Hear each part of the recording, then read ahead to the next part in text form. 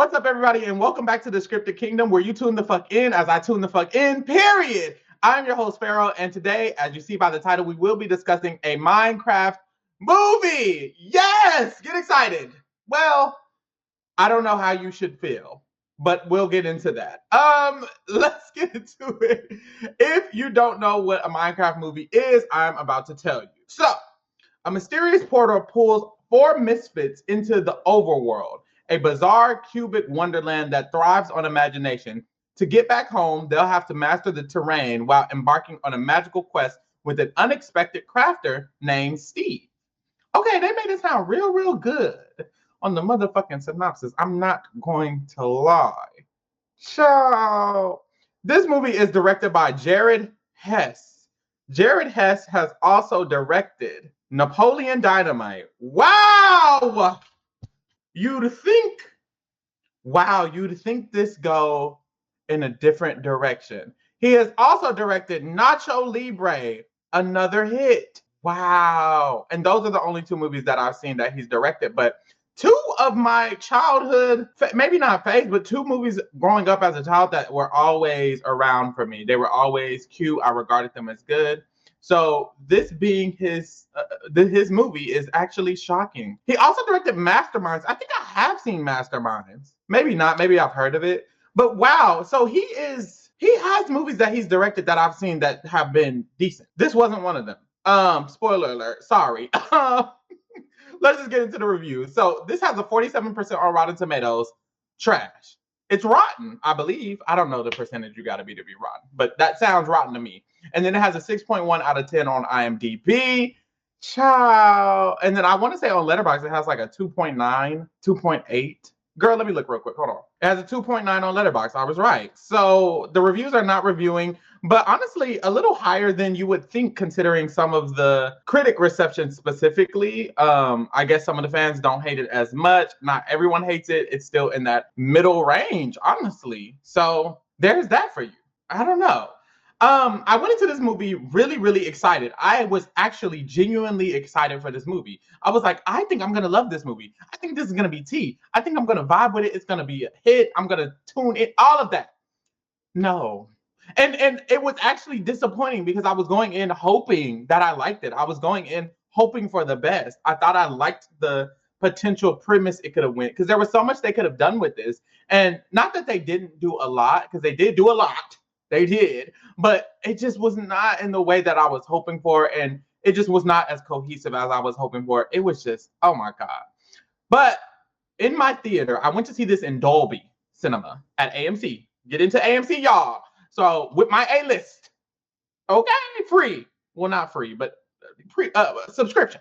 But anyways, I went to see it in Dolby, and there was a group of young kids behind me. When I tell you, they were gagging. Bitch, they were gagging the Boots house down, Henny. Steve! Oh my God, they were saying the lines. They were jumping up and down. They were hee ha ha. And at the end of the movie, they clapped. They were clapping up the whole thing. Nobody else in the theater. They were clapping enough for the rest of the theater. They were happy, excited, elated. They loved this movie. And that's all that matters, isn't it? Like, I hate to get sappy, but at the end of the day, no matter what I say in this review, that's all that matters. The audience that it was for, they was fucking with it. So who the fuck am I? What the fuck? Who the fuck am I? Really? I do wish they had some better options. But hey, with the option they had a good time. There you go. I have more thoughts on that later. But what would have been in that? So yeah, people had a good time. People watched, people at the theater, even the people that weren't kids, I did hear some sticker and some giggling. Even I didn't have a terrible time. Something about this movie does have charm. Maybe it's Jack Black. Maybe it's Jason Momoa. Maybe it's Danielle Brooks. I don't know who it is or what it is. Maybe it is maybe the energy is there. Maybe the director, Jared Hess, maybe we could feel him trying to push through this terrible ass movie. No shade. But something about it is charming. And I think there was a plot in there that would have worked fine, but we'll get into it. Shit. Let's just get right into it, actually. Let's slide into my no spoiler review for this movie because I have thoughts. Now, in general, I did not love this movie, but there were parts, like I said, there were parts that had charm. So I didn't really know how to feel. I knew I didn't like it because it was lacking structure. It was lacking cohesion. Things were all over the place. And I think that works for the growing youthful mind because the growing youthful mind is very random and they have a lot of screen time. So their brains work a lot faster. They're used to TikTok and these small reels, short videos. If you watch a Mr. Beast video, I hate to connect Mr. Beast to this target audience. No, I don't. I think this target audience is the same target audience as Mr. Beast, and or very similar. And when you watch a Mr. Beast YouTube video, if you haven't watched one, watch one. When I tell you, I sat down and I started a Mr. Beast YouTube video for research. I was like, what is it giving? Because he's always this big high. He has all the views. He has the most money. He has the most subscribers. Whatever it is, I don't even know the rules. Whatever he got, I was interested. So I put one on. When I tell you, I blinked and the entire video was done and I had watched the entire video. It was like a 10-20 minute video. But the way that he edits and structures his video is scientifically proven to keep attention spans going.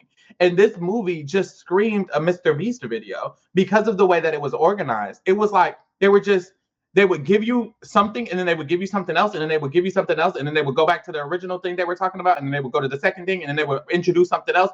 It was always something different and it was always a different setting, always a different vibe, always a new storyline, a new plot, a new act, a new thing they had to do. It was just always something and it was going and going and going and going. And I think that's why it worked well with the audience behind me. Like the audience that it was intended for is because it does appeal to their growth and what they've been experiencing growing up as kids in 2025. So that's just it's a complex situation for me. You know, that was the reason that I ended up giving this movie. I gave this movie a 2 stars. In my heart, it's a 1.5 stars, but I wrote on my review on Letterboxd. Follow me on Letterboxd at TLOPhill, TLOPHILL. I think maybe it's 1 L, maybe it's 2 L's. Let me go look. What is it? It's 2 L's. TLOPHIL. Bitch, I'll put it on the screen. 2 L's at the end. But anyways, follow me on Letterboxd because I post my reviews about every movie that I watch. And I know I don't always get to do a full movie review for every single movie I watch, so you can see how I feel about the other movies. But anyways, so I put on there, I'm giving this a 2-star because I genuinely think this is an amazing movie for the target audience. And amazing in the sense that the target audience will love it. And I do feel like as a movie creator, one of your goals should be to make sure that the target audience will love this movie. To be frank, if this movie was slower, if it did have more structure, although I think it would be a better overall movie and it would be better for overall audiences, I think it would be less good for the target audience itself. I think the target audience enjoyed this movie because of what it was, because of how it was paced. So it's a conflicting kind of thing because being in business school, when I was in business school, what they will always teach us is you need to know your target audience and you need to appeal to your target audience. That is the goal of a business venture, right? And so as a film producer or director or distributor, you should approve movies that will attract the target audience. I was looking, this movie has grossed the most out of any movie that is based off of a video game. This is the highest grossing video game movie within the first couple of days that has ever been released from what I saw, which means it's higher than like Sonic the Hedgehog, right? Like I don't remember if Sonic the Hedgehog was in that or not. I don't remember, but I do know that it's breaking records with the box office, with the genre of movie that it's in. So that does say something. That does say that the target audience is watching it. Someone's watching it. And I mean, shit, I want to go watch it because of the appeal. So there is something about targeting them and appealing to them rather than the whole masses that is going to work. And it kind of makes me feel like, do I judge the director for making the perfect movie for his target audience? I don't think I want to. And that's, I don't know, that's kind of like a complex conversation, a complex topic. What do y'all think about that? I just don't know, because I still didn't think, I couldn't give it over a 2-star because of how little I liked it and a little I enjoyed it, but I still didn't give it this. I bumped it up because of how I knew the other people felt. I was in that theater. I heard them. They were gagging. So I don't know. It's just very, very complex. So if you are a viewer and you're wondering if you would like this movie, if you are a regular, single, no kids person, you will not like this movie. Well, you might.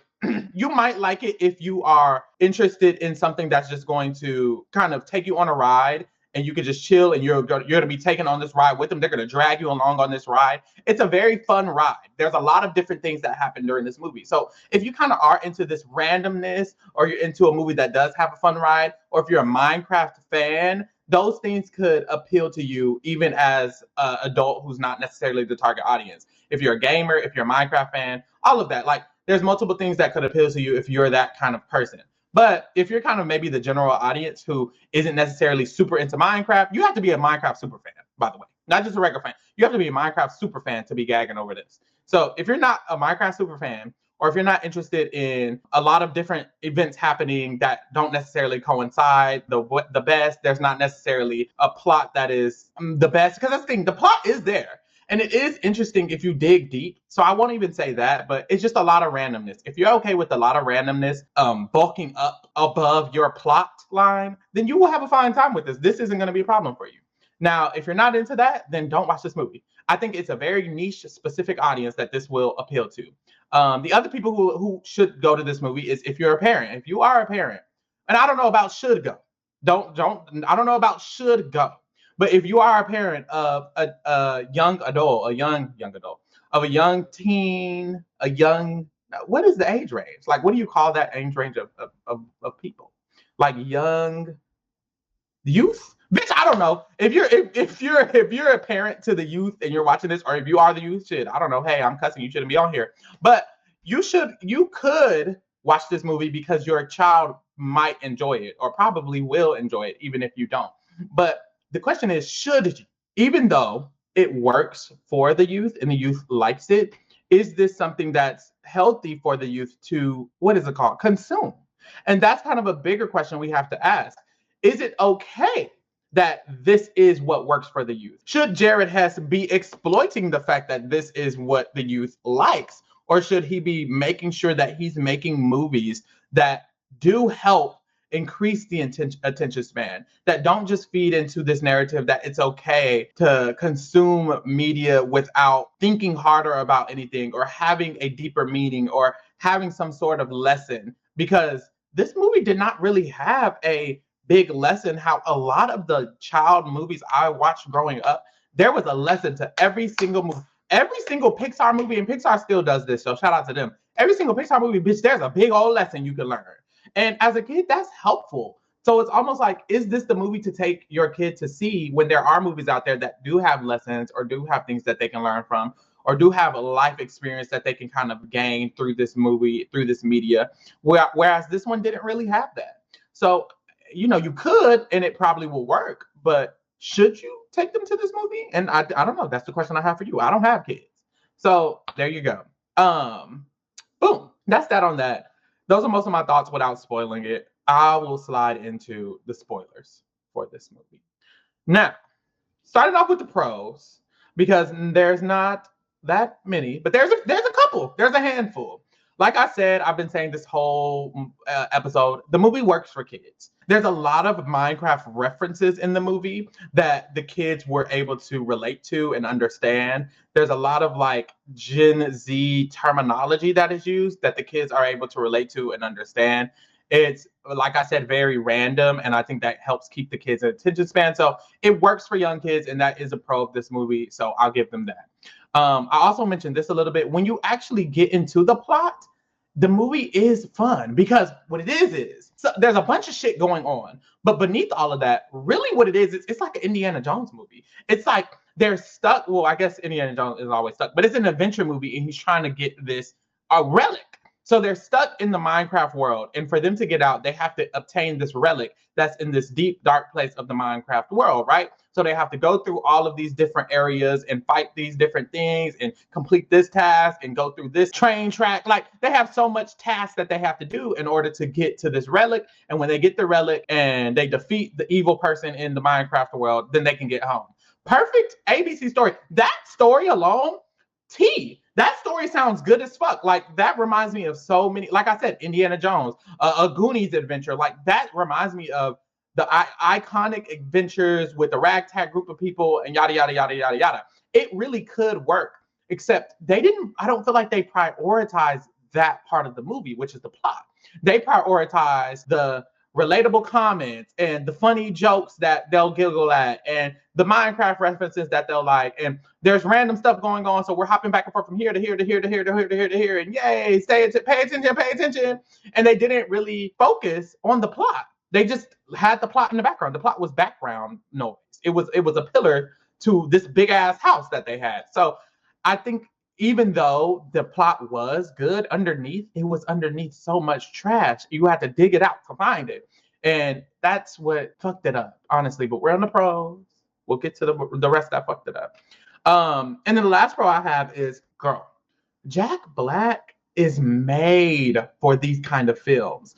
Like, honestly, I don't know how I feel. I don't know if I care about this. If I don't know how I feel about this. But when Jack Black does kids movies, he does so good because there's this awkward corniness that you naturally will have doing a kids movie, but it can become cringy very, very fast. And every time with Jack Black, it's on borderline cringy, but it never hits cringy. It's always like, okay, he's cool. He's cool at the end of the day. School of Rock, he ate it up. As Kung Fu Panda, Poe, he eats it up. On this movie, he eats it up. Jack Black is so perfect for these roles where you have to like be appealing to kids throughout the movie without being corny and cringy to them. He's so good at it. I don't know how he does it. He's fucking amazing. So him in this role, perfect. He eats it the fuck up. He's working with a lack of plot, a lack of character development from him and other people, a lack of structure. He's working with a lack of a lot, but he's still able to like carry this kind of je ne sais quoi that does help the film stay afloat. And honestly, shout out to Jason Momoa as well, because he does well at this as well. He does not get cringy. It's like he gets corny, but not cringy. They both did so good at this. Like, I don't know what it was, but it was just so amazing. It was like movie magic. It was literally like movie magic. And that part of the movie, their dynamic with each other, their, what they brought to the film, it was amazing. I really did enjoy it from both Jason Momoa and Jack Black. I feel like they were a light in this darkness of this film. But I won't even say the darkness of the film, because like I said, the film had some sauce in it somewhere. I felt that sauce. Like, I really did feel it. And I do think they were a part of that as well. Like, this had the potential to be a really, really good movie. It had a plot. It had great characters who actually work, even though they are grown and old. So it just, oh my God. It had potential, y'all. It did. But those were my pros. It had some potential. It had some good qualities. But let's get into everything that was wrong. Now, cons. Immediately, at the beginning of the movie, we get this big-ass prologue. I want to say it was like 20 minutes.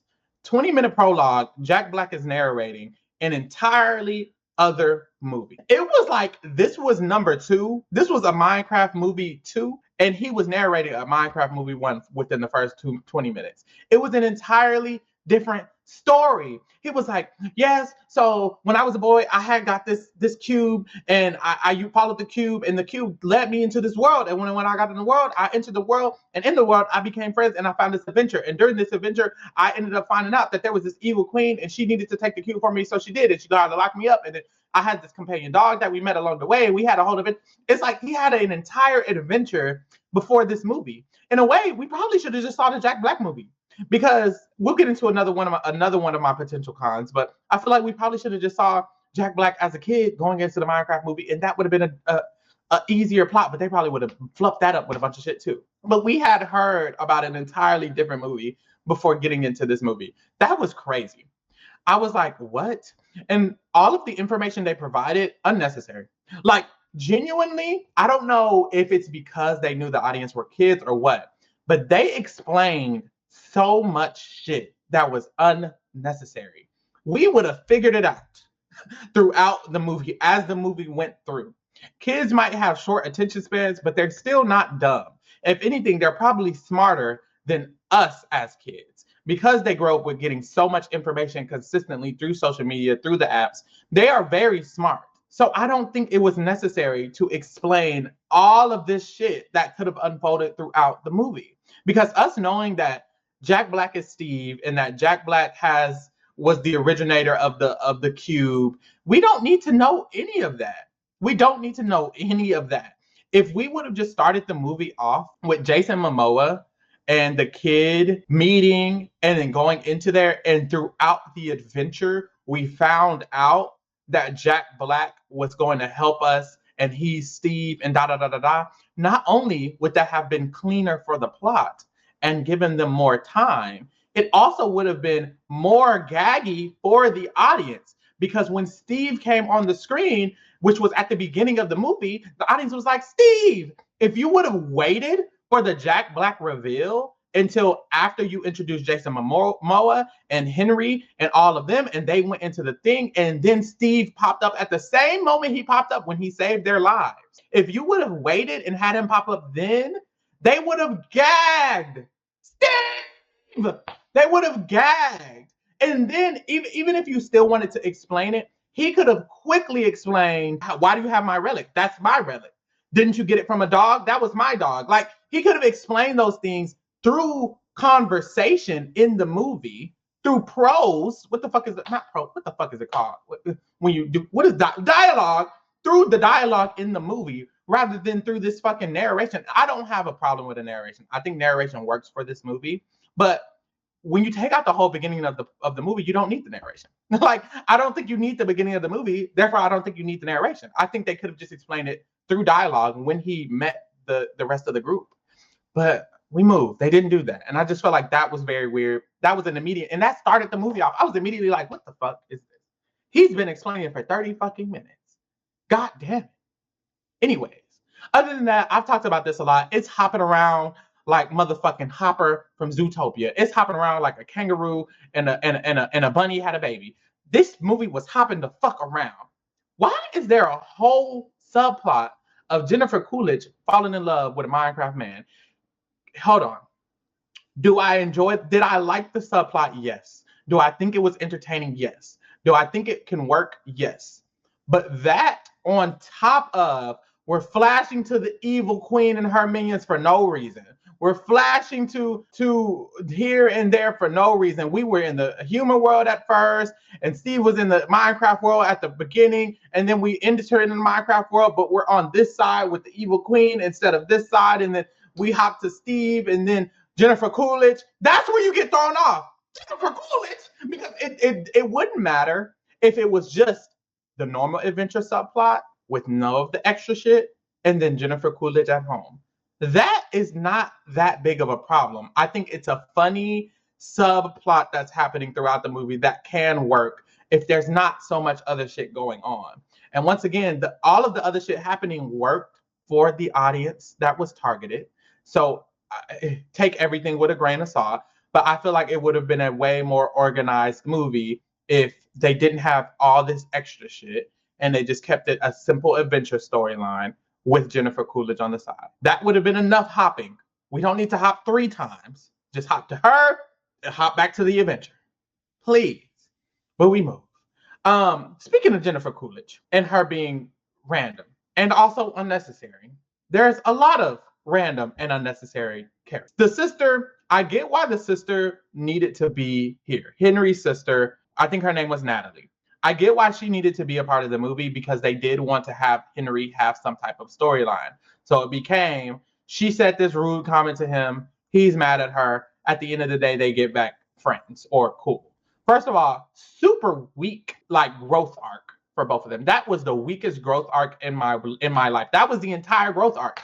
And it's like they're not even, what would have been better is if they were estranged and their mom passed and now they're forced to live together and they've been estranged this entire time. They hate each other the entire time. By the end of the movie, they learn to love each other. That's a growth arc.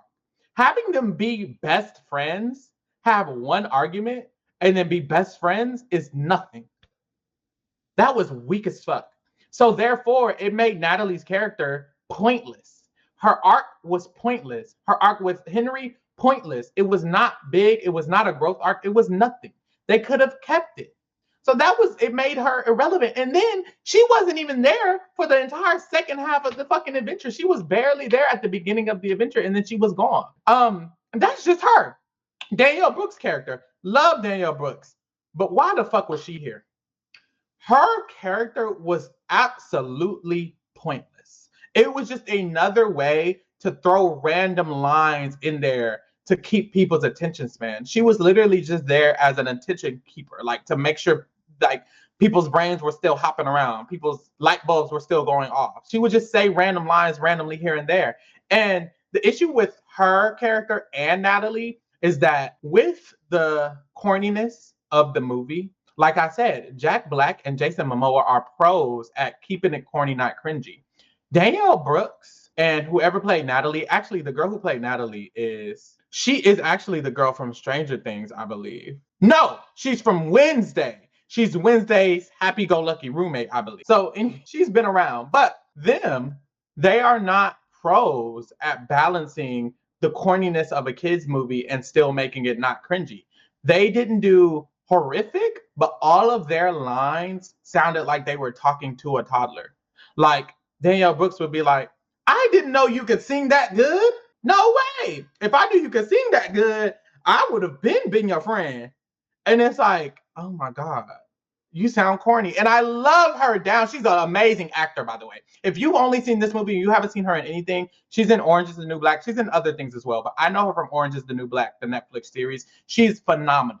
A great actor, a great comedic actor, all of that. She didn't even do terrible in this movie. It's just acting in a kid's movie and having to like spew these lines that are very corny in a specific way that still appeals to the kids' minds, that uses the right inflection. It is a very difficult craft. You have to be a super skilled actor for that. And it doesn't work for everyone. And it just didn't work for her. For Natalie, it worked a little bit better because she's younger, or she appeared younger. So it kind of worked a little bit better. And then for Henry, it wasn't a problem because he's a kid. He could just talk and it works because he's a kid. And that brings me to my next point. Why was everybody grown? I don't think we needed, although I love Jack Black and Jason Momoa's character, they felt like the same character, but I don't know, but they just felt like the same character. Like they both were older, goofy, kooky men who are up for anything and up for the task and up for the adventure, and they have knowledge about the Minecraft world. They were so similar. And I don't think it's necessary to have two characters that are so similar. I think they worked as because they both have the juice when it comes to these kind of movies. They were able to still work together very well, and it was able to work fine. But in hindsight, I don't think we needed both of those character types. I think we really just needed one, or if we were going to have both of them, we needed other characters that actually mattered. Like I said, Danielle Brooks' character's Dawn, she didn't matter. Natalie's character, she didn't matter. And they needed to offset them as well. They were also kind of random. One of them needed to be a voice of reason. One of them needed to be serious. We needed something to bring the leveling down on all the goofiness so that we can kind of balance it out and it doesn't feel overwhelming. It just felt like too much of the Jason Momoa and Jack Black like energy. It really did. And I didn't understand that. Also, and like I said, why is everybody grown? I feel like this movie is for kids. What happened to putting kids in kids' movies? Like, I don't like that nowadays we're putting so many big grown-ass adults in kids' movies. There's only one kid in this movie. There's only one kid in this movie. There is five characters, and only one of them is a kid. I don't think that makes sense at all. He should have at least had like another younger brother, or his sister should have been younger. Like something like Spy Kids is what I think of. The Goonies is what I think of. There were kids everywhere on those movies. Why are there not kids? What's happening? I don't think I understand that much, because I feel like it works easier if it is a group of kids. Like if it was Henry and his three other nerdy friends, Stranger Things type of vibe, and they all got sucked into the Minecraft world and honestly, I don't think we need Jason Momoa. They find Steve helps them. It could be Henry's big sister, Henry and his two friends, his two friends and his big sister, and maybe Jason Momoa could still be there, and then they find Steve. I just don't see why Danielle Brooks is there, and I don't see why there's not any other kids there. But there's already a lot of characterization going on with Jennifer Coolidge over there, and plus all of that kind of would have been a lot, which is why it really should have just been Henry and his two friends, and that's it. Just make the movie about the kids. I don't understand why Jason Momoa was there. I don't know why Danielle Brooks was there, and his sister didn't need to be there. And that's just that on that. Him and his sister could have still had the same arc if they were in the human world and they were hating each other. He went there alone. He had his whole adventure. Or maybe The subplot, instead of Jennifer Coolidge, this is going to be a whole nother movie, y'all, but I just have so many ways I could fix this. Imagine this. The same movie, the same plot. They also still get the orb from Jason Momoa, but this is what happened.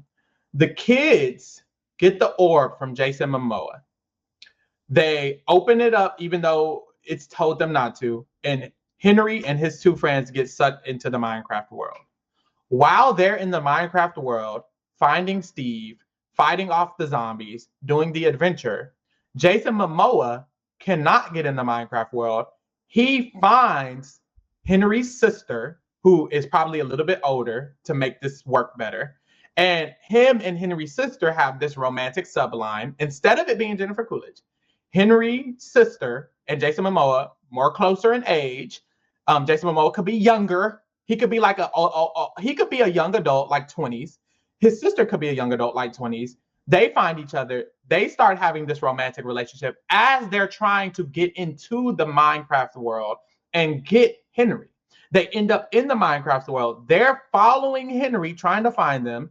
Henry and Steve and his friends are going on this adventure, trying to get the orb. And then that's how the movie goes. By the end of it, they all meet up. They defeat the big queen, and there's this growth arc because I was so scared that I couldn't find you. I'm glad I found you. He's like, I'm sorry I did you like, boom. He has a growth arc with his sister. There's still a romance with the sister and Jason Momoa's new younger character. Steve is still there, and now there's kids. And now it's an easy subplot. It's so much better. Why wasn't I in the writer's room? We moved. So, yes, those were my cons. It was a lot, but those are my cons. Like I said, I still had pros, so it was what it was. I don't want to end on a bad note, so I'm trying to add this segment where I can give my favorite moments, some little thoughts I had during the movie. So that's what we'll get into now. So, of course, although I'm dragging on it being in the movie, every time I saw Jennifer Coolidge and that cute little Minecraft man, that was just so adorable. I actually loved their little relationship. That was one of my favorite moments of the movie. I'm not going to lie. I'm not going to lie and say that it wasn't fun and cool to watch. But it's just, like I said, it still stands that it only can work if there's not so much going on. But anyways, I really did enjoy her falling in love with this man. Falling in love is a reach. She basically forced him on a date because he was not speaking. And then during the date, she forced him to fall in love. So that was kind of toxic, but it was still funny and it was really cute. And I just love Jennifer Coolidge. How does she talk? Oh, I want a hot dog real bad. Oh, I don't know how we did this. Are you a man? Oh, your head is really big. She has the craziest voice. Like, what? But anyways, that was a really cute, fun moment for me. I'm not gonna lie, I liked it. I laughed, I giggled. It was cute. So I'll give her 10s for that. A question was popping up in my mind while watching this movie, though.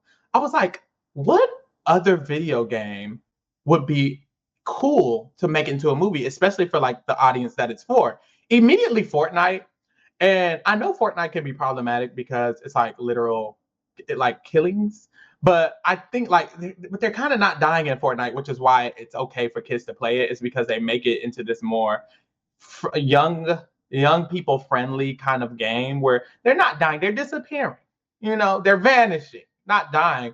And I feel like if it's been allowed for the game, there's a way that they can do it in the movie to make it work and not seem violent or negative for kids, similar to how the game is, like I'm saying. So I think that would be a very interesting movie, and also like the concept of different skins that could be fun to play with, especially if you bring like humans into the Fortnite world in a way, the way they did this movie. I feel like that could be fun to play with, like the skins, the different skins thing, or the fact that they have to hide and get out of get into the circle and not get caught out of the circle, and they could build stuff just like in Minecraft. In this movie, they were building stuff.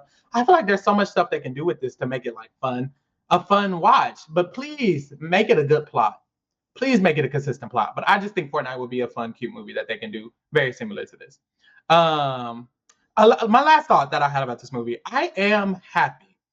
No matter what I said, no matter how I've been talking this entire movie, kind of like I said at the beginning, I am a little bit happy that the kids can enjoy this. And the thing I'm most happy about is the fact that it's Minecraft rather than some bullshit. because there is a lot of content online that is appealing to kids, that is pushing a narrative of misogyny and that male dominance is important and all of these negative ideologies that could affect kids growing up. And I'm glad that they are going to the movies to see this rather than going to see Andrew Tate on video or Sneeko or Fresh and Fit, whatever the fuck. All them weirdo incel ass people who spew this kind of energy to kids, like knowing that kids are their audience.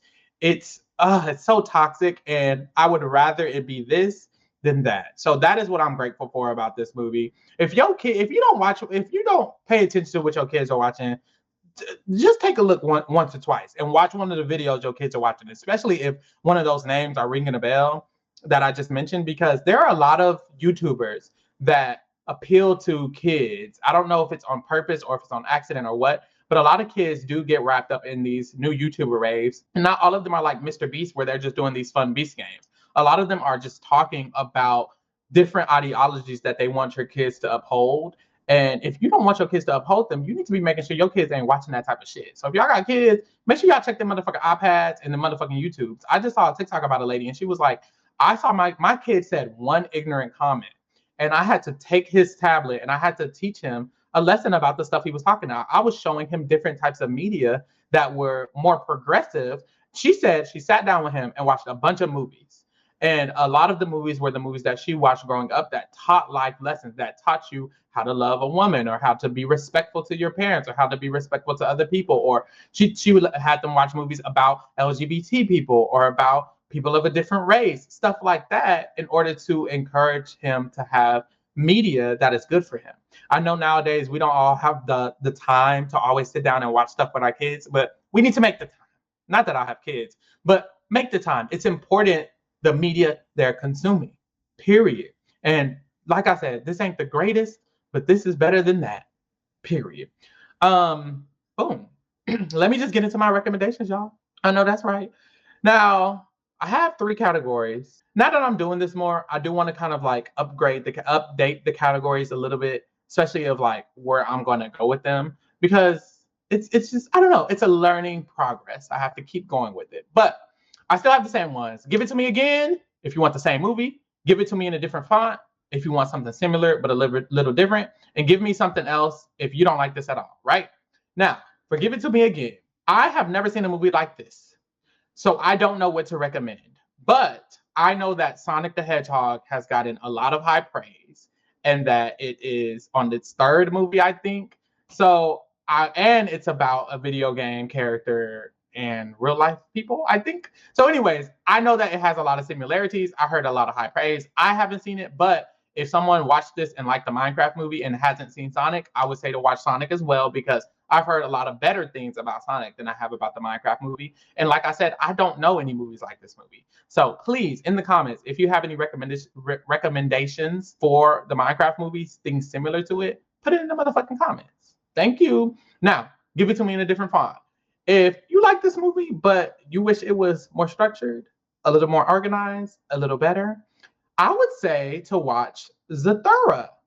Now, I've been hearing a lot about Zathura recently, again, on my timeline. I don't know why, but Zathura is a little bit Jumanji-like and a little bit kind of like this. It's about kids who get sucked into a game. And that's kind of what happened here.